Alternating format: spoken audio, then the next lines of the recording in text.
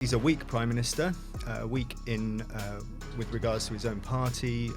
He's got backbenchers who are agitating against him. Being, run a merry dance by Donald Trump. Trump wants to rip up the world order as we know it, laughing in the face of the 17.4 million leavers who voted for Brexit, and that's not going to go down well with the public. He's going to get a pummeling in May, and it could be a big moment. Will Starmer be leader of Labour in December?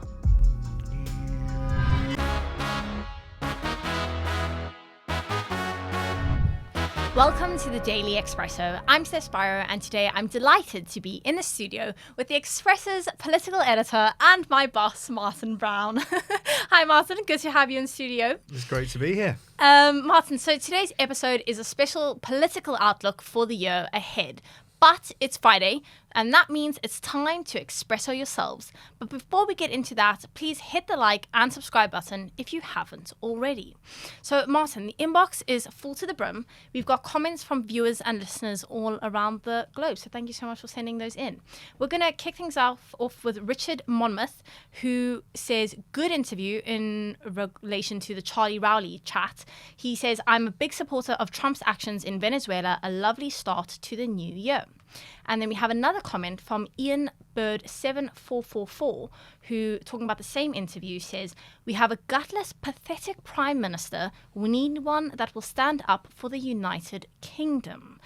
Do you agree with Ian, Martyn? Do you think we have a gutless and pathetic Prime Minister?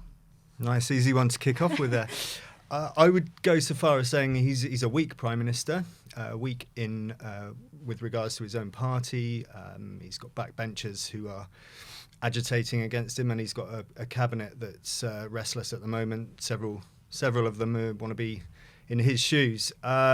He's also on the world stage. He's being run a merry dance by Donald Trump, and I would just say he's weak and in a not particularly strong position at the moment. And what do you see his biggest challenges being for the start of this year?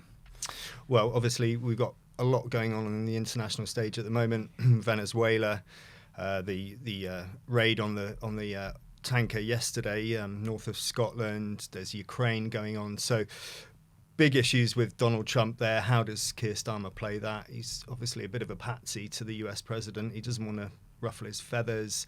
But also, he needs to kind of get a good deal for Britain as well. And I'm not sure he's doing that as such. And that's quite tricky for him because he's balancing a bit of a tightrope there in terms of needing to keep Trump on side when it comes to Ukraine peace talks. But then you've also got the NATO alliance and Trump kind of threatening Greenland. So that's quite tricky for Starmer politically with his relationship with Trump, isn't it? Yeah, absolutely. Trump wants to rip up the world order as we know it. And whatever he's doing in Greenland, whether he wants to buy it, whether he wants to take it by some kind of force, it's going to really test NATO to its limits. And Keir Starmer needs to show mettle on this. He needs to show Donald Trump, and I think he did last night in a late night call. He kind of set out where he stands on Greenland, and that is a matter for the people of Greenland and Denmark, and quite rightly so. But it's a tightrope.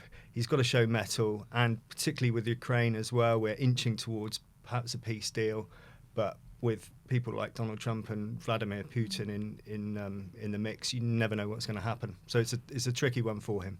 And Starmer has that reputation. He's got the nickname Never Hear Keir. He is seen as doing better on the global stage than he is maybe at home, which we can talk about. But do you think there's a risk that, even with Trump kind of sidelined him. Starmer had no idea that the attack on Venezuela was even happening. Do you think there's a risk that maybe he starts plunging in popularity both on the global stage and at home as well? There is. It's quite a common thing for prime ministers to go on these foreign trips because you have to kind of showcase Britain. There's lots of set meetings, summits that you have to go to. But when you're doing so badly domestically, then there comes a point when you've got to really show your hand back at home. I don't think we're quite there at the moment with Starmer, but I would imagine in the second half of his premiership, if he does get that far, he will spend a lot more time at home. If he does get far. That is a good question, which we will loop back to. One of the big issues in his in-tray is Brexit and the undoing of it. So, remarkably, this is the 10th year since Brexit. Talk me through kind of the issues there, and Starmer being really keen this year to seemingly get even closer to the EU, and what that'll mean for our viewers. Well, as you pointed out, this is the 10th year since the Brexit referendum, which the Daily Express was the first and only national newspaper to campaign for Britain to leave the EU. And Keir Starmer campaigned, he's a Remainer. He's a Remainer in chief. He wants Britain. He wanted Britain to stay in the EU.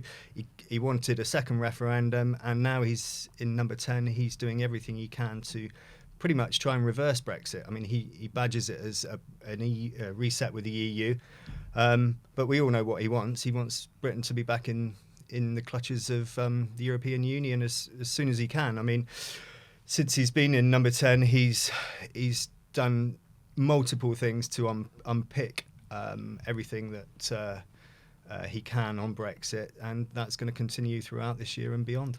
And even last week, I think he seemed to rule out rejoining the customs union, but he seems gung-ho for the single market. Yeah, he did that big interview with the BBC, and I mean, the single market, I think he's alluded to perhaps a Swiss-style alignment where, where we some parts of the single market we can be in, and some members of his cabinet, David Lammy, Wes Streeting, I think would like us to rejoin the customs union, or certainly move towards it.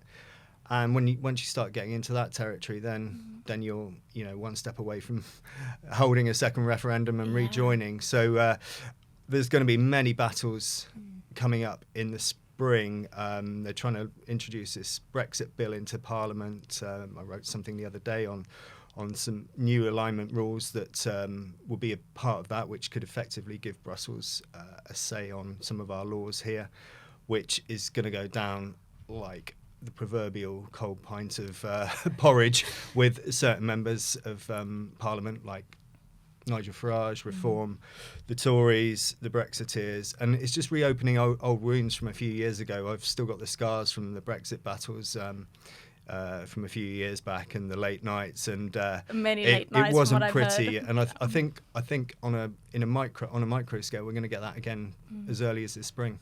And do you think, I want to come onto Farage next, but very quickly, after the May elections, Labour might need a reset moment. And do you think that might be where either Starmer says, right, we are going to get even closer to the EU now, like this is where we're getting serious, or Starmer gets overthrown, where Streeting, someone else, comes in and says, I'm going to do what maybe Starmer was too cowardly to do and go gung-ho with the EU? Do you see Brexit being part of like a Labour reset, basically? Quite possibly. I mean, there's two elements to it. There's the ideological. Starmer clearly wants to be as close to Europe as possible, if not back in the EU. There's the economic argument as well, and he argues, and Labour argue, and those who want back in the European Union argue that Brexit hasn't worked and the economy has suffered since. The economy last year was a pretty dismal year for the economy. Growth, flatlined, unemployment's going up, all that, and so they see closer alignment with Europe as helping boost the economy. If Starmer does really badly, or Labour do really badly in the local elections, then we could have a moment. I'm not sure they've set a date yet for the next UK-EU summit, which he has with Ursula von der Leyen each year now.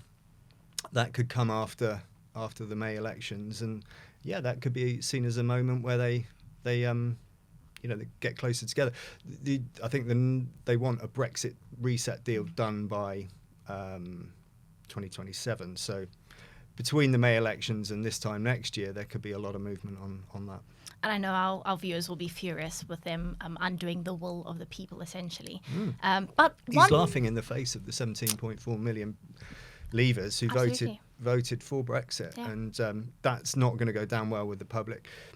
You've got voters angry at him over multiple things: the winter fuel payment cuts, the farming tax, the state of the economy, unemployment rising. Then you throw that into the mix as well. He's going to get a pummeling in May, And it could be a big moment. And one man that's not going to go down well with either is the architect of Brexit, Mr. Nigel Farage. What is your prediction for Reform UK this year? More of the same, really. I think they're going to continue their rise. They seem to have kind of plateaued on in terms of poll ratings at the moment. I think that's only inevitable. I think they will still improve that, but they will. They're increasing the size of their kind of machine, as it were, boosting their press office. There's defections coming every week, month. Even whether it's low level or lower level, on council level, fully expect more MPs or higher level defections as well this year. So they're just going to grow and grow, and they're going to do very well in the elections in May. Got a whole slew of elections, local elections, council elections, Scotland and Wales. So it's going to be another big year for them. And Labour seems very aware of that threat, with their cancellation of a lot of local elections as well, I think. Yeah. I mean, whether that's a helpful coincidence or not depends which side of the argument you're on, but it's not good for democracy. And I think the electoral commission are saying it's no excuse not to hold the elections. However many elections there are, Labour and the Conservatives are going to do pretty badly, and Reform and the other parties are going to do very well. But going back to the Brexit argument and Reform, that's only going to help them. Yeah. You reopen those old wounds, and that's going to help Reform. Yeah, absolutely. And what about I think often people question the professionalism of the party. Do you think that's something the party is going to make a concerted effort on this year? Last year there were a lot of fallouts, there were Rupert Lowe, infighting. Do you think Farage is going to try and present himself as a serious future Prime Minister?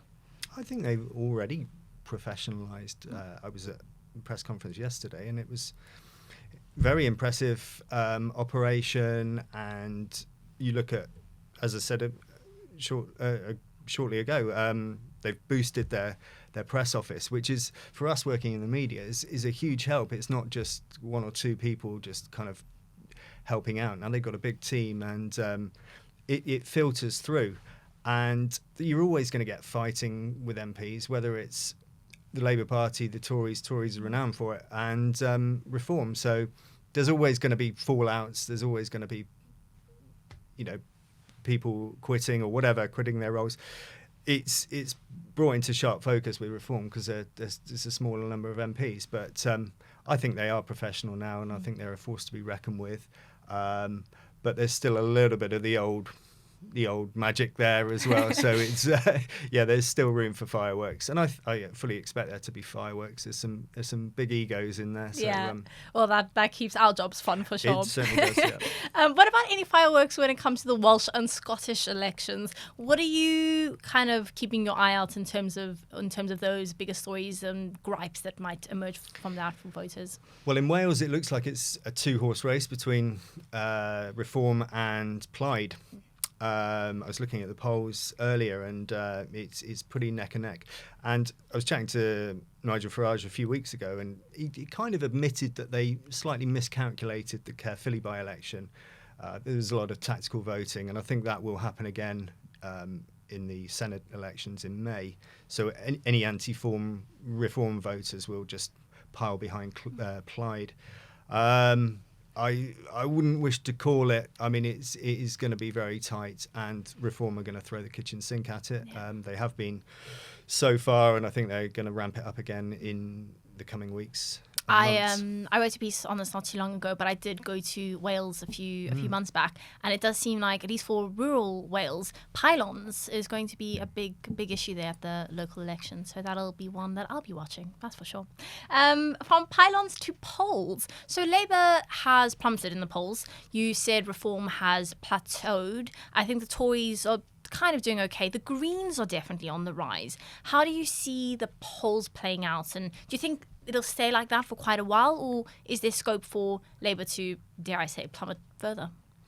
Yeah, I think we're probably set fair for it to stay the same, fairly samey for a while now. Reform way ahead. The Tories, they've had a little bit of a bounce in recent weeks. Kemi Badenoch has certainly got her act together, and that's probably been borne out. And a few good policies as well coming through. She seems to be a step ahead on a few things, and can take the plaudits for that. And the Greens, I think the Lib Dems will always probably stay at about the same level. And the Greens, Zach Polanski's clearly a very popular leader, and he's given them an injection of goodwill in the last few weeks and months. And I think the Greens will probably go up a little bit further. But other than Reform, the rest of them are pretty fragmented. Labour in government. I mean, when you're in government, it's always doom and gloom. But they made a pretty bad fist of it. It's going to be very fragmented, I would imagine, for the rest of this year. Tories and Labour are going to get a big pummeling in May, and the Greens and probably Lib Dems will lap some of that up. And at what point do you think we might start seeing chatter about pacts or coalitions and the left kind of joining up or the right joining up and trying to take each other on, and that tactical strategy coming through?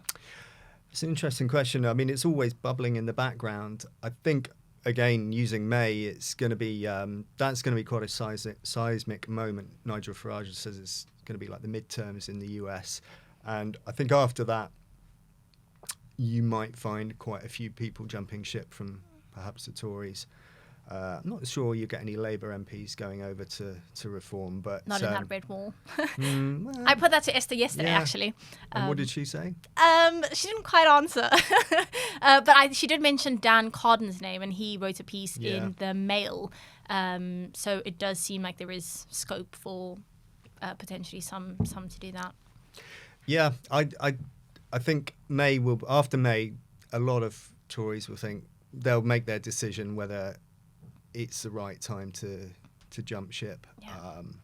And I fully expect Kemi Badenoch to stay as Tory leader, but I think there could be a few jumping ship after that. Interesting. Definitely an interesting first half of the year politically, for sure. And that includes on the global stage as well. So talk me through China. Let's start with China. Where do you want to start? I mean, you start anywhere you want to, but that is quite a prickly thorn in Starmer's backside. I think it's a hot topic for him. Yeah, it's quite a crowded backside with thorns because he sits on the fence over most things. So there's a lot of that going on. No, China is going to be very topical in the coming weeks. There's a trip to China mooted for the end of this month. And we've got this super embassy, which I think it could be announced as being open next week, as early as next week. I think there's a deadline of the 20th of January. So to approve it. To approve it, yeah. Big embassy in London. And really controversial because very controversial of allegations around spying and just infrastructure that's kind of underground there in London. Starmer doesn't seem to care, dare I say. He seems just quite keen to cozy up to China, or do you think that's an unfair assessment? Well, again, it's the same with the EU. It's the economic argument. China is obviously a massive player on the global stage, probably equal to America going forwards. And the economic argument is huge. China, if we can do more business and trade with China, it's going to boost our economy.